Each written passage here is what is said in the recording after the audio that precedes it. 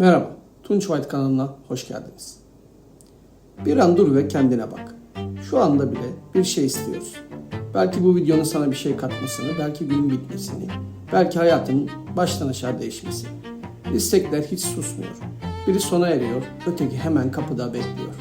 Peki hiç sordun mu kendine, bu isteme nereden geliyor? Neden hiçbir şey bize yetmiyor? 19. yüzyılın başında bir adam ömrünü bu soruya verdi. Adı Arthur Schopenhauer. Felsefe tarihinin en karamsar, belki de en dürüst düşünürü. Ona göre hayatın temelinde akıl yok, plan yok, anlam yok. Temelde kör bir güç var. Schopenhauer ona tek bir ad verdi. İsteme.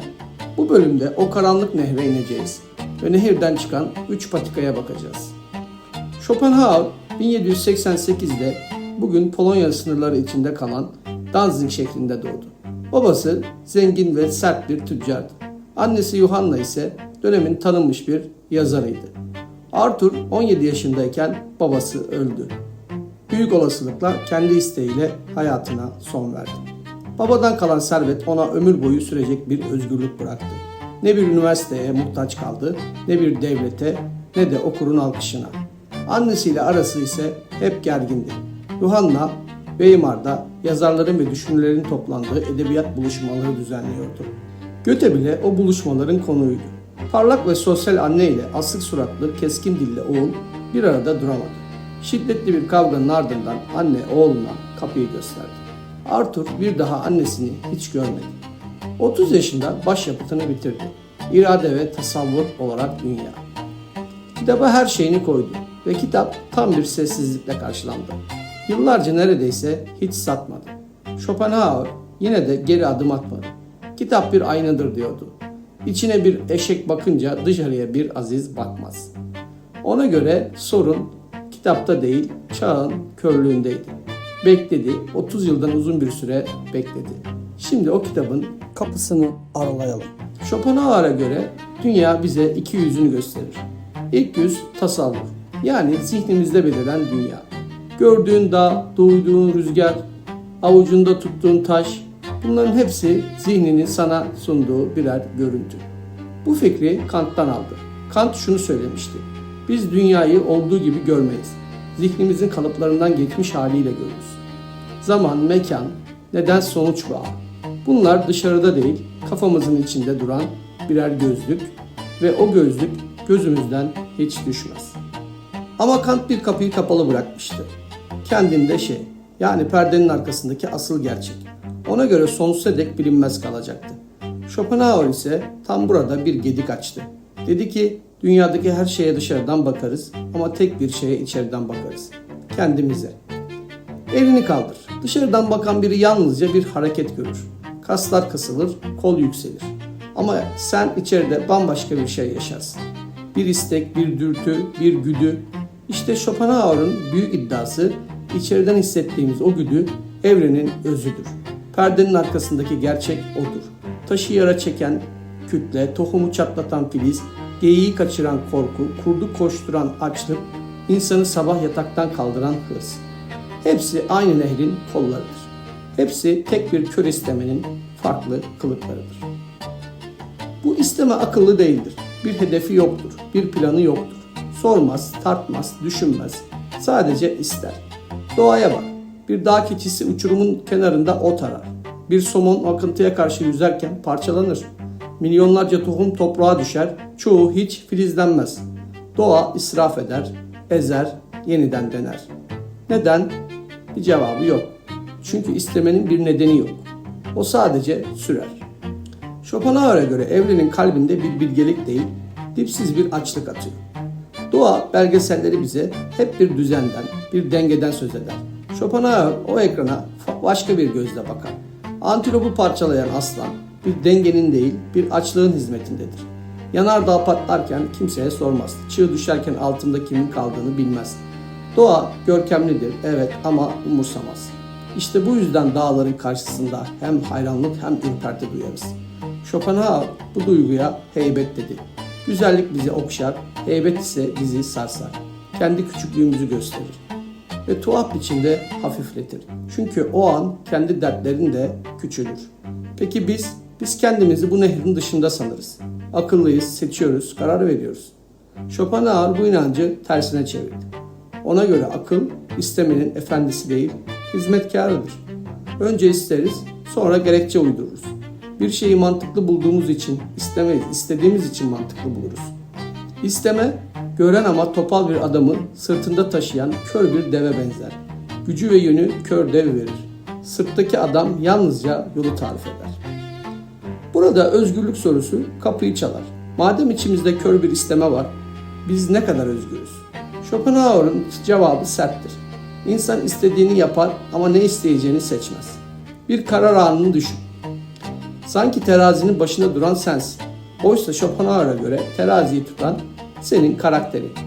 Ve karakterini sen seçmedin. O istemenin sende aldığı biçim.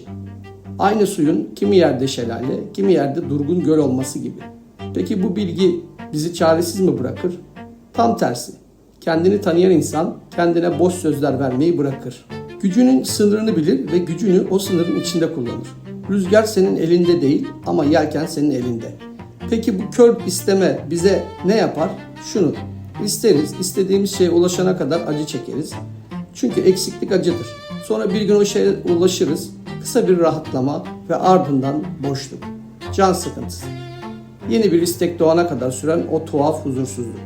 Hafta boyu didinir, tatil gününü bekleriz. O gün gelir, içimize bir boşluk çöker. Schopenhauer bunu tek cümleyle özetledi. Hayat acı ile can sıkıntısı arasında gidip gelen bir sarkaçtır. Yoksulluk acı verir, bolluk sıkıntı. İkisinin arasında o ince çizgide ömür tüketiriz. Bunu kendi hayatında sına. Aylarca istediğin o telefonu hatırla. Eline aldığın ilk gün nasıl da parlıyordu. Peki 3 hafta sonra sıradan bir cam parçası. Hani her şey değişecekti. Zihin yeni bir hedef buldu bile. Daha iyi bir iş, daha büyük bir ev, daha başka bir hayat. Ufuk çizgisi gibi yürüdükçe uzaklaşır. Schopenhauer bu döngüye bir ad koymadı. Adını yaklaşık 150 yıl sonra psikologlar koydu. Hedonik koşu bandı. Ne kadar koşarsan koş, seni aynı yerde tutan bir band. Ama mekanizmayı Schopenhauer çok önceden çıplak gözle gördü. En sarsıcı gözlemlerinden biri de şu: mutluluk olumlu bir şey değildir. Bir eksikliğin geçici yokluğudur. Sağlığını düşün. Dişin ağrımadığı sürece dişini hatırlamazsın. Ayakkabını vurmadıkça ayağını duymazsın. Acı bağırır, huzur ise susar. Bu yüzden elimizdekini ancak kaybedince görürüz. Schopenhauer'dan alınacak belki de en pratik ders bu.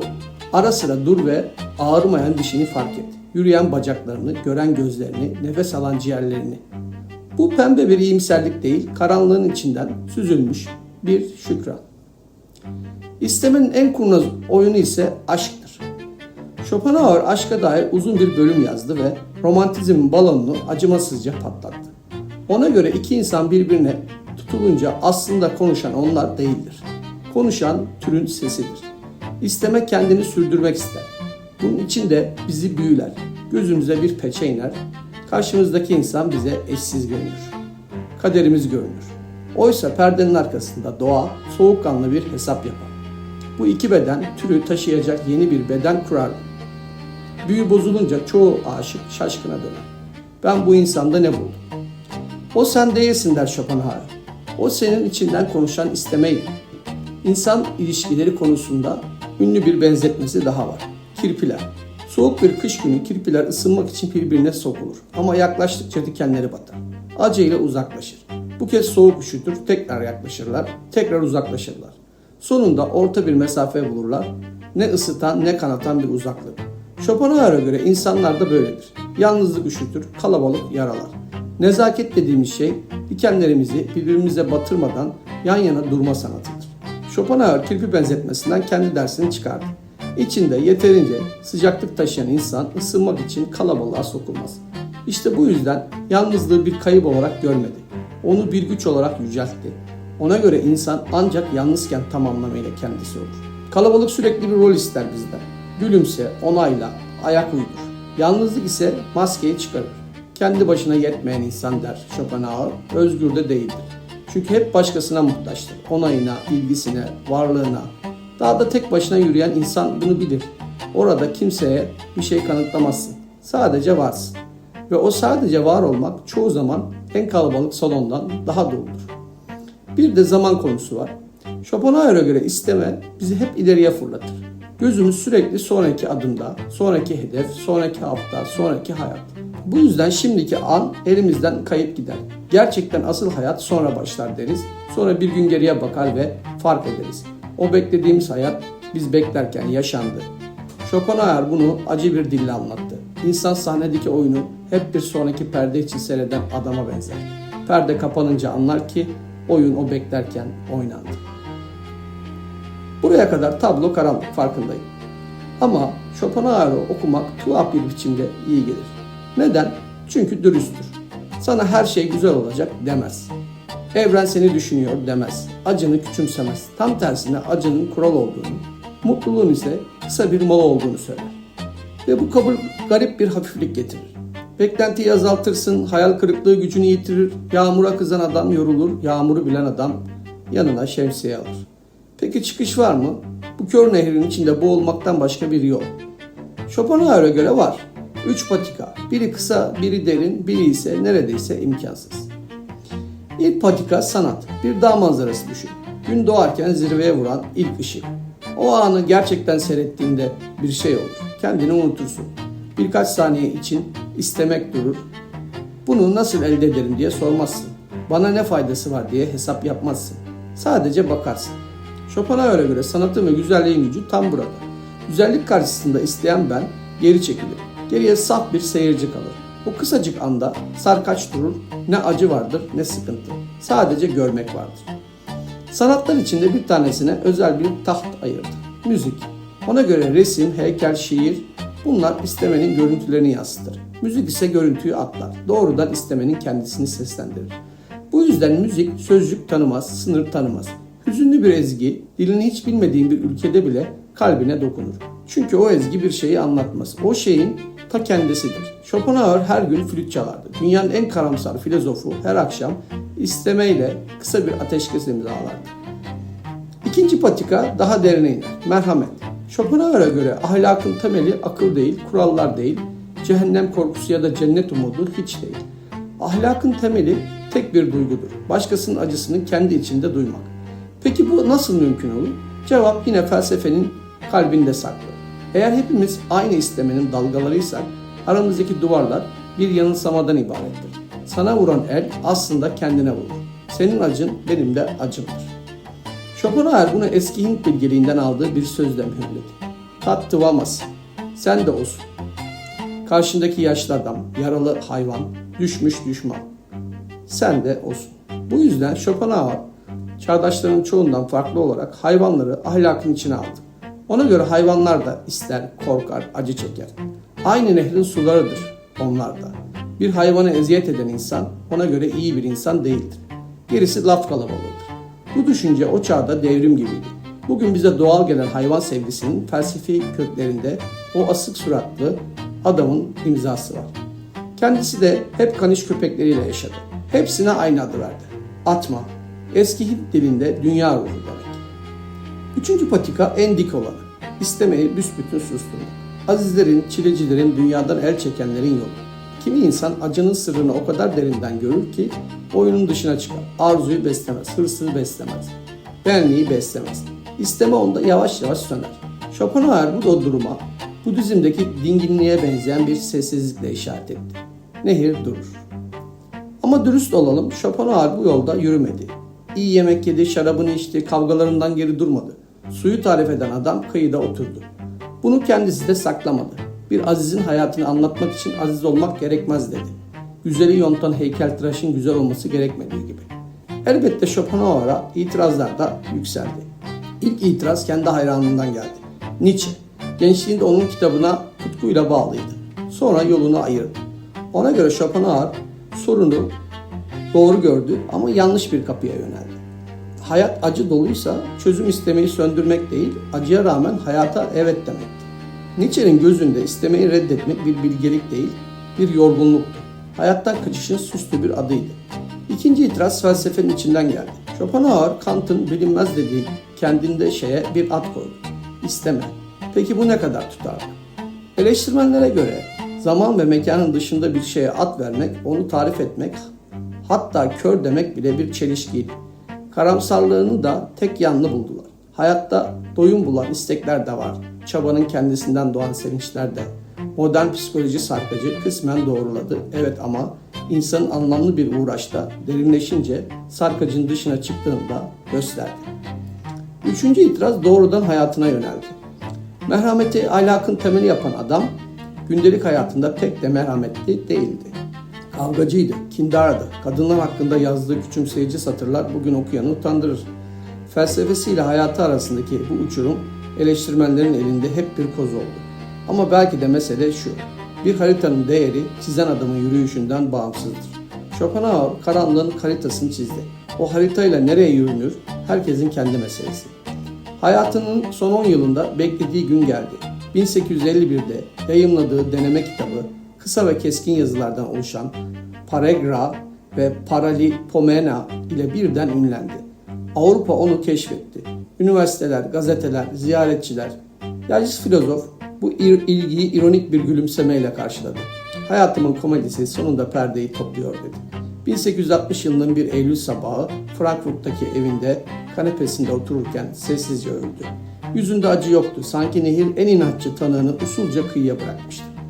Ölümünden sonra etkisi çığ gibi büyüdü. Nietzsche onun kitabını bir sahafta buldu ve hayatı değişti. Wagner, Tristan ve Isolde'yi onun gölgesinde besteledi. Tolstoy, Freud, Einstein, Borges hepsi ondan bir şey taşıdı.